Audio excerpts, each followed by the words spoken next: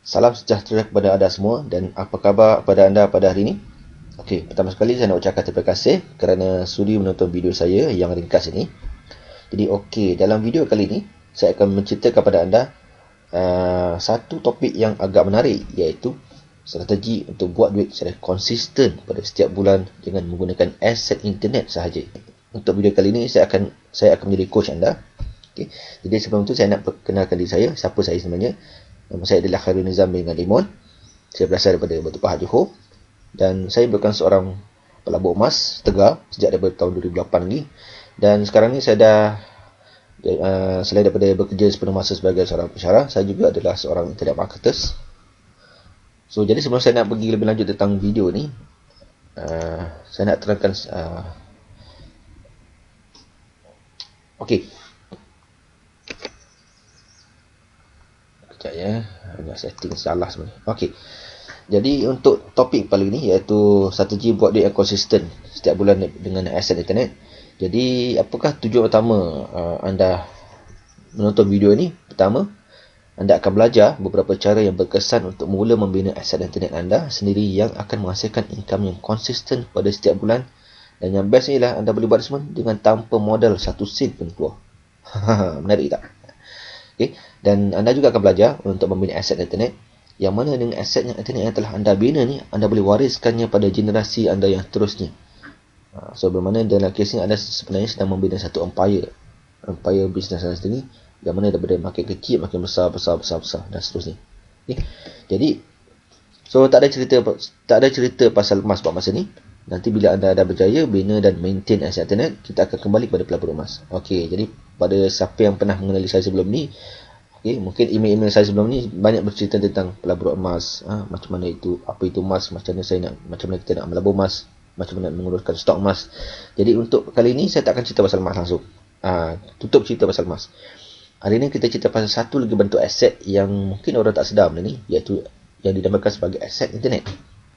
Jadi apa kita akan buat ialah kita akan kombinasikan aset internet ni dengan aset emas. Jadi bila kita dapat kombinasikan dua aset ni, so jadi lebih powerful lah. Kalau dulu mungkin kita emas ni kita beli simpan, tapi sekarang bila kita ada aset internet, kita combine dengan aset emas, so kita punya emas tu dia akan boleh beranak dengan sendirinya pada setiap bulan. Senang je caranya. Kalau anda nak tahu, inilah sebenarnya resepi sebenar bagaimana saya boleh menggabungkan aset internet dan emas. Dan dengan menggabungkan dua ni, saya nampak sehingga hari ni saya mampu menyimpan sehingga 70% daripada gaji tetap saya untuk pelaburan setiap bulan. Okey.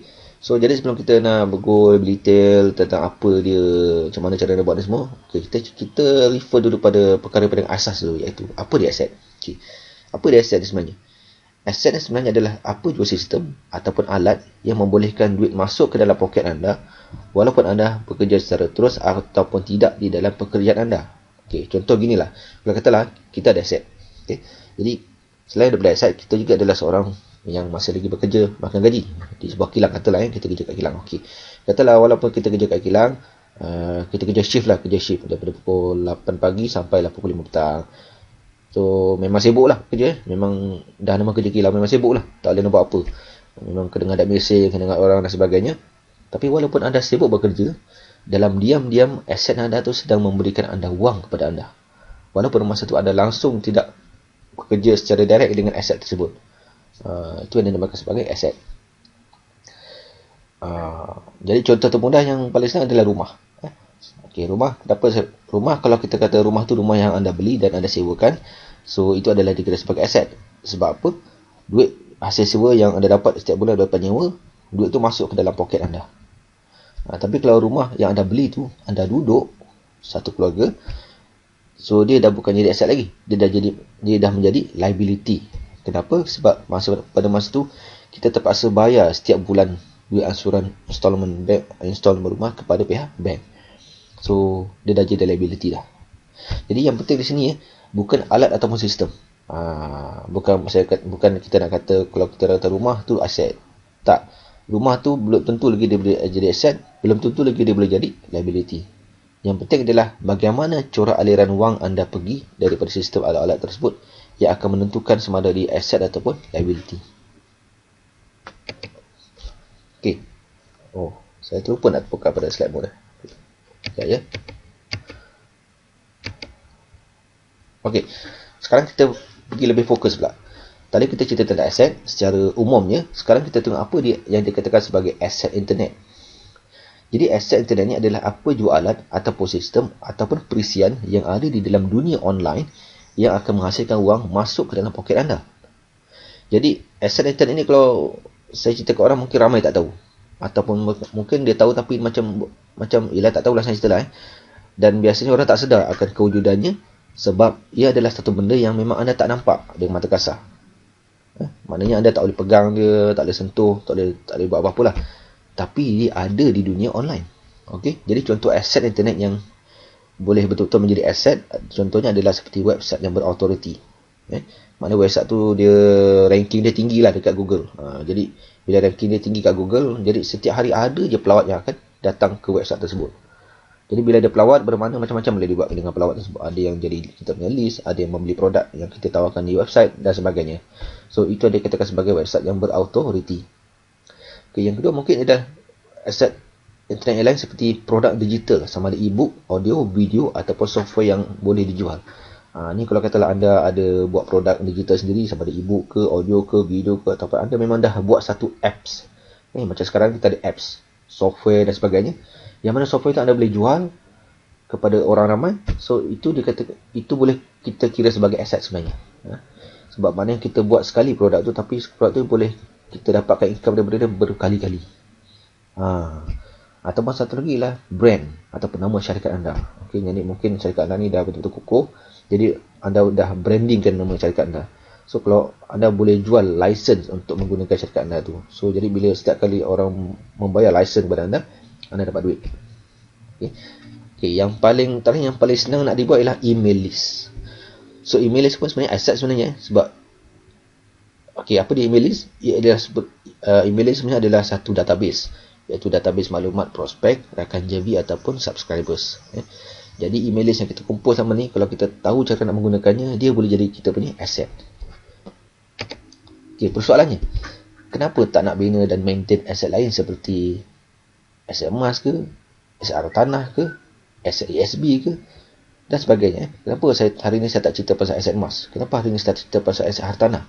Dan kenapa hari ni saya tak cerita tentang aset ESB dan sebagainya? So kenapa sebenarnya? Okey, ini sebabnya kenapa hari ni saya bercerita tentang aset internet. Okey, jadi dalam dunia teknologi maklumat sekarang ni, kenapa kita perlu ada aset internet ni? Ialah pertama, sebab aset internet ni kita boleh bina tanpa keluar modal 1 sen pun. Kalau kita nak buat aset emas, kita kena beli emas, nak kena keluar duit, kan? Kalau kita nak beli aset, nak dapat aset hartanah, kita kena beli rumah, kena keluar duit. Okay. So banyak benda, even nak buat software apa pun kita kena ada software, knowledge, kita kena ada skill dan sebagainya. Tapi kalau nak buat aset internet ni sebenarnya tak perlu keluar 1 sen modal pun, kita masih boleh membina aset internet yang besar sebenarnya. Dan yang kedua, sesiapa boleh bina aset internet ni, tak kira apa jua level, pangkat ataupun umur. Budak sekolah pun sekarang dah boleh jadi businessman. Tak perlu tunggu nak masuk universiti, tak perlu tunggu nak habis universiti. Masa sekolah, masa dia tengah sebab saya pernah jumpa lah dalam saya punya pengalaman saya hidup saya ni, saya pernah jumpa student yang masih lagi baru tingkatan berapa saya, tingkatan 3 pun dah boleh ada dia online shop dia sendiri. Dan memang lakulah online shop tu, nampak? Okay. Dan yang ketiga, kita tak perlu keluar peluh pun nak membina stok aset internet ni. Cukup dengan hanya kita ada tempat yang selesa, ada line internet yang okey, dan yang paling penting kerja ni senang je, duduk mengadai laptop, buat kerja online dah. Simple je. Tak perlu susah-susah nak pergi naik kereta, pergi sana pergi sini, nak pergi keluar peluh, pergi jumpa orang tu, jumpa orang ni, tak payah. So simple je. Yang keempat, jika anda mahu, anda boleh automasikan keseluruhan perjalanan aset anda. Dah tahu dia masuk je. Ni yang best pasal internet ni. Internet biasanya kalau kita ada, kita boleh automatekan sistem tu sehingga daripada proses tarik trafik sampailah kepada proses dapat orang tu kita hantar produk, semuanya kita boleh automated kan sistem ni. Nampak seronok tak? Jadi bila benda ni berlaku, bermakna kita ada satu kedai ataupun kita ada satu aset yang bekerja 24 jam, 7 hari seminggu untuk memberikan kita duit. Tahu-tahu duit masuk je. So yang ke berapa ni? Satu, dua, okey, yang kelima. Aset internet ni yang sudah menjadi boleh dijual balik dan ambil profit segera. Konsep ni macam konsep flip rumah lelong. Okey. Contoh katalah kita dah ada satu website yang berautoriti. Yang mana website ni memang boleh katakan setiap hari, setiap tahun tak kurang daripada 500 ke 1000 orang visitor sentiasa melawat website kita ni. Okay. So kalau katalah dulu kita bina website ni dalam masa setahun, kita dah keluar kos lebih kurang dalam RM1000. Tapi selepas tahun, kita punya website ni dah jadi satu website yang memang sangat popular.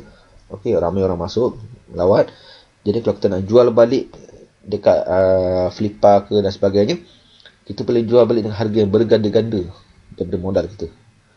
So dah macam rumah relong lah. Rumah relong kan bukan macam tu kan. Kalau kita beri rumah relong tu murah, jual balik, tu namanya flip. So internet pun macam tu kita, kalau kita ada aset internet macam ni, kita boleh bina, yang kita boleh jual balik, yang kita boleh dapat profit segera. Okay. Dan yang keenam, banyak lagi lah.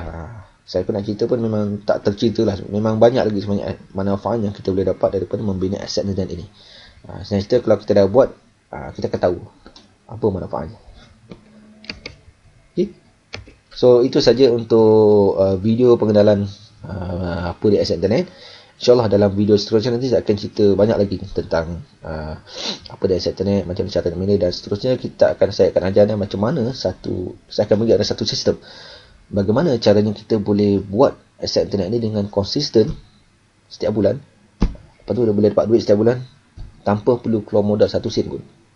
Ni memang saya dah buat lah. Dah buat dan memang saya dah dapat hasilnya sekarang. Okay, so jumpa lagi kita dalam video seterusnya. Sekian, terima kasih.